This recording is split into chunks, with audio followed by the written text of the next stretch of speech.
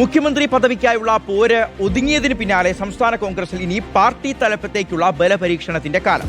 KPCC president പദവിക്കായി ചരടുവലികളുമായി കൂടുതൽ പേർ രംഗത്ത് വരികയാണ്.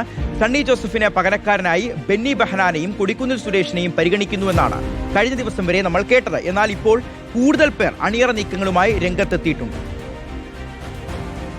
KPCC അധ്യക്ഷൻ സണ്ണി ജോസഫ് മന്ത്രിയായതോടെയാണ് നേതൃമാറ്റത്തിന് ഹൈക്കമാൻഡ് തീരുമാനിച്ചത്. 2 വർക്കിംഗ് പ്രസിഡന്റുമാരും ചില ഭാരവാഹികളും മന്ത്രിമാരായിട്ടുണ്ട്. ഈ സാഹചര്യത്തിൽ സമ്പൂർണ്ണ പുനഃസംഘടനയാണ് ഹൈക്കമാൻഡ് ആലോചിക്കുന്നത്.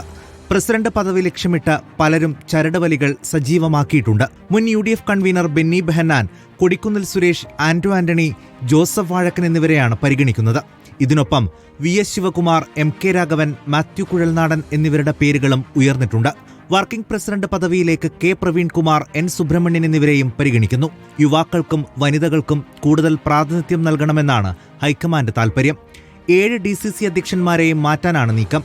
നേതൃമാറ്റത്തിലൂടെ പാർട്ടിയെ പുനരുജ്ജീവിപ്പിക്കാൻ കഴിയുമെന്നാണ് പ്രതീക്ഷ. അതേസമയം KPCC പുനഃസംഘടനയിൽ മുഖ്യമന്ത്രിയുടെ നിലപാട് നിർണായകമാണ്. റിപ്പോർട്ടർ, തിരുവനന്തപുരം.